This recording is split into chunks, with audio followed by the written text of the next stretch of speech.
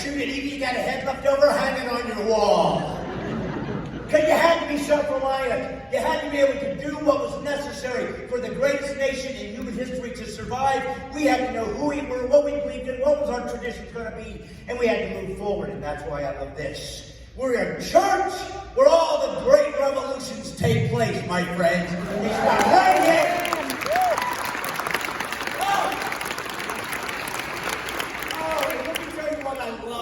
George, not only do you go to church, when you go, you're packing. How do you not love that?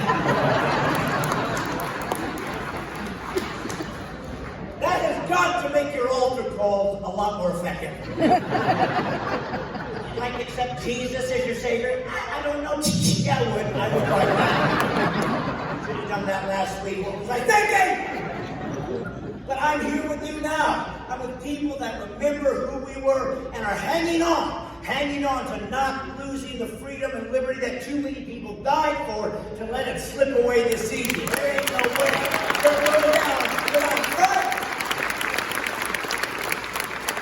Oh my goodness. And you know what's so amazing? I know we can win because even as I look around, a miracle is taking place right in your midst. What do I mean? Well, look around. Somehow, Americans are able to sit next to each other.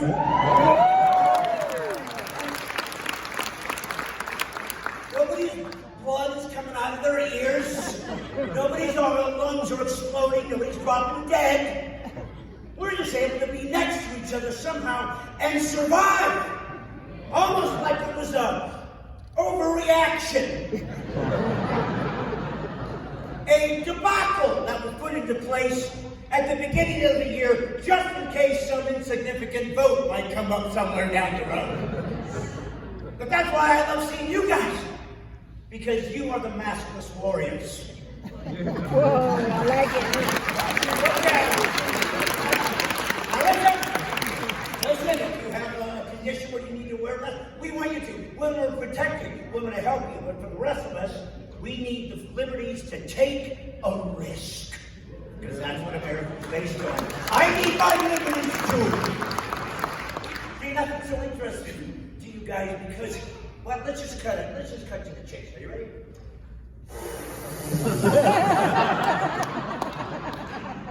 You don't have the virus, you have it now. That's all I can tell you right now. Now, how do I know that? Because apparently the science has settled. I am riddled with the coronavirus. From the foot to the head, I'm riddled. How do I know? Because I have the number one symptom of the coronavirus. What is it? I have no symptoms.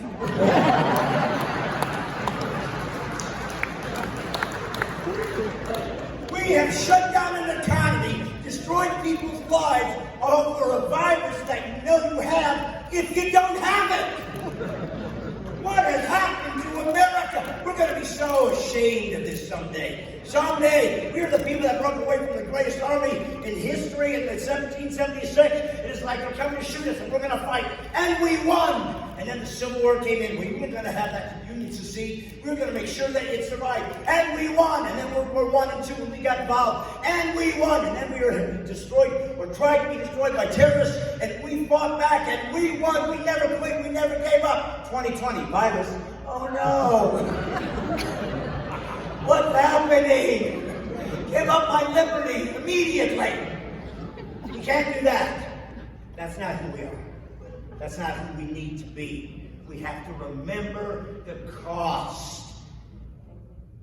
We look at the Revolutionary War, the Civil War, like mythology. And we're honored by it. And we're inspired by it. Folks, it wasn't a myth. It really happened. Guess what? It's our turn. I said, it's our turn. Yeah. Our turn! That's why I can count on you people. Because you're focused. You see when things are going wrong and you're right there. You know how I know that? I was driving up and down your freeways. Is that what you call them here, freeways? Is that what you call them? Is that what, interstate? Okay. Oh, it's that. Yeah, we call them interstates because they're interstates. We figure that makes sense. Now you go to Florida, that's an out of state. I don't know what they call it there. It's interstate. bless you for coming up there. Oh man, he's scared to death. His friends are like, "Come straight ahead, he won't talk to us." What's he doing to Grandpa? Let him have him! I was driving up and down your interstate, and I think I figured out the greatest waste of taxpayer money in Georgia. It's your incredibly optimistic but naive investment in speed limit signs.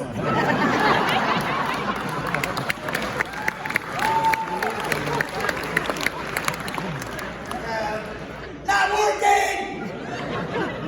Clearly, there is no limit to the speed in Georgia. Why waste the paint? At the curtains, call it what it is, speed, because that's all I saw. And I made a mistake, I'm going to be honest.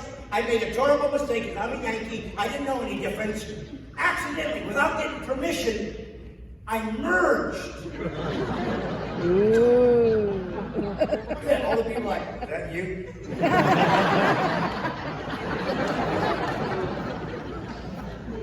Didn't ask your permission, but I accidentally merged into the fast lane. Now, I don't know how fast you have to go in the fast lane in Georgia, but apparently you have to go faster than the fastest guy that's fastly approaching your hind end. When you're the fast man in Georgia, you better be the fastest man in Georgia. Get out of the way! Had a guy in a big Georgia truck right on top of me. What is going on? He had two kids in the back in car seats. Apparently this was a teaching moment. Hey, look at this idiot. He's going like 70 and a 70. What has happened to America? We used to honor each other. We used to take care of each other. We used to help each other. If our barn burned down, we helped build it back up. Now we're getting angry if somebody obeys the law. Same guy that would get mad if the cop pulled him over for speeding, if the cop was hiding. Hey, where were you behind that bush? That's not fair. We're supposed to be out in the open so we can slow down before we pass him. Because that's what I'm talking about. Remember what the founders said, and we have to go back to them. They are now being put down, maligned, act as though they have no value, no purpose. Their time has come and gone. No, they were geniuses. They saw what was coming, 1776. And by the way, just to let you know, they were ruthless. These guys knew what it was going to take, man. But you had to be responsible for yourself. If you didn't have a home back in their day, you didn't get government subsidies. They gave you an axe. Hey, Jedediah, see them woods back there? That's your new duplex, boy. Hey, get on! I think the snow's coming. See, you were expected to do certain things, and you were most expected to remember your moral compass. There would be a God in heaven who will give us our laws, give us our rules, give us our rights, and we will give them to him to honor him so he can bless us, but also so that no man can take the laws away. That's how smart these guys were.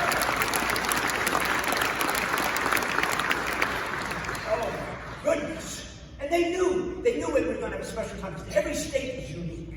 Every state's like its own country, its own government, its own infrastructure, its own ability to make wealth, share wealth. And here's the thing. We're going to choose to come together as a United States. And we're not united anymore. But back then we were a United States. And here's the best news of all. There's going to be a really tiny, insignificant federal government.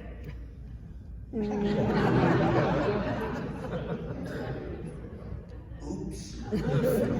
You see, if you're not focused on what was planned out from the get-go, 3 levels of government, so if you get a tie win, we have 2 more that can check and balance. And it worked great if they would do their job. Amen. That they were told to do.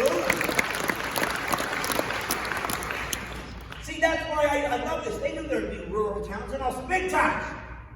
I'm here, in Atlanta, gigantic. You drive for like 5 minutes and there's like nobody here. We're just out in the field somewhere, but you still have that ruralness. I counted 13 deer crossing signs on the way here. Which is ironic because I counted 14 dead deer. So that right there. Clearly the deer are taking these signs literally. You might want to help them out a little bit. Just call them deer try crossing signs. Because they never make it. It's always the little ones too, right? The little mama deer or the baby, the mama fawn. Wait, what's the baby?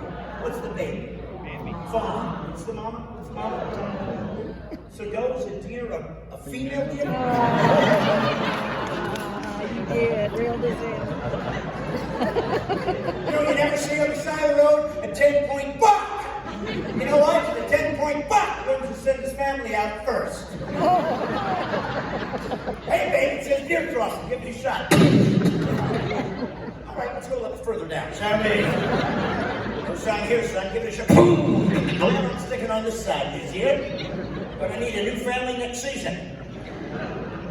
You see, he earned it because he learned how to survive, how to move forward, and gather the wisdom of the ages. What's the difference between conservatism? We want to conserve the wisdom that's proven its place. What is the opposite of that? Trends.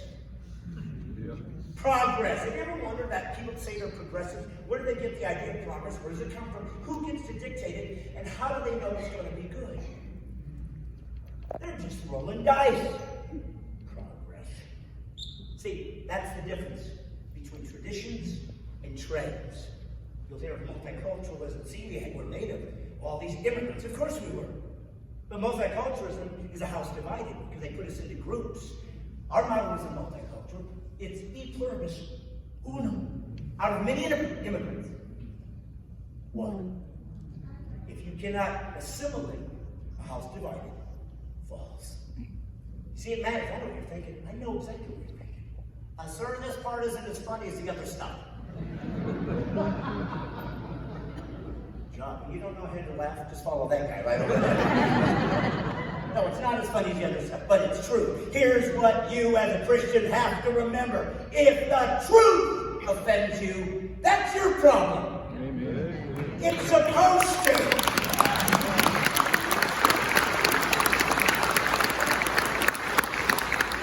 The truth is supposed to offend you. That's how you know you don't have it.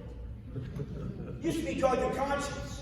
In Christianity, it's called conviction. That's why I love it. The people that hate my faith, want to get rid of my faith, want to take the very first line of the First Amendment that Congress shall make no law respecting the establishment of a religion, but more importantly, forbidding the free exercise thereof. And of course, that's all they're trying to do is get rid of us. They hate my faith, they disparage it, but then they try to use its virtues against me. Hey, you Christians aren't supposed to offend people. I'm like, well, and you know nothing of my religion. No. We're not allowed to maliciously offend people. Not allowed to think I'm better than you. I'm not. Not allowed to think God likes me more. He doesn't. Not allowed to think I'm superior. I'm not. Trust me. The only reason I'm a Christian, it's the only religion that would have me. I tried to join. Can I join you? No, baby. I'm out. Can a God deny me a BLT? But if the truth offends you, it's your fault. What we have to understand as a church, if we're going to have any significance, have any impact in this nation, is you cannot anymore be wishy-washy. Right. The church is filled with too many churchgoers, not enough Christians. Christianity costs you something.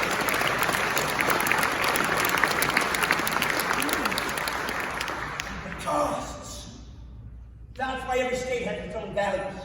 I was in Wisconsin in January. Drove over a frozen lake. And there were 7 tents in the middle of the lake. Now, I'm no outdoorsman, but I'm thinking that's got to be the most disappointing camping trip. They weren't camping. You know what these people were doing? Yes! How would you know that? They were fishing on a frozen lake! How addicted to fishing did you have to be? That you can't wait for the water to get wet. But it is Wisconsin, it's January, it's frozen, they're hungry, and they're out of cheese. See, I don't fish, but I always assume that God gave us clues to what a good day to fish might be. And I'm thinking, if you're going fishing and you bring your pole and a saw, not a good thing. If you get out to the middle of the lake without a boat, you're either Jesus, or it's not a good day to fish. When you cast your worm out, and when it lands, it gets a concussion. Good day to fish. But see, that's why the founders were so aware of how we had to be careful about how we would combine ourselves, because we're going to come from different lineages, different races, different colors, different creeds. It was going to be who we would be, the fabric of America. Wisconsin is not like Georgia, which is not like all the other places. The founders were geniuses, but they made it so a common man could start a state. You didn't have to be able to read. Look at Arizona.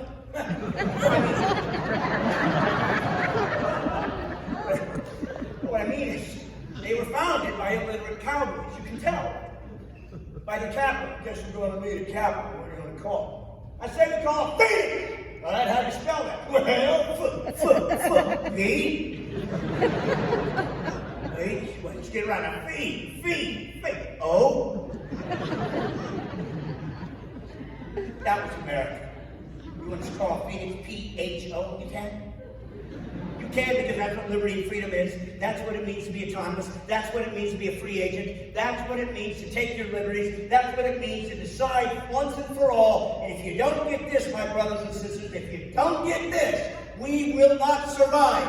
The government of the United States of America is not in Washington. It's not Pelosi, not even Trump. You are the government of the United States.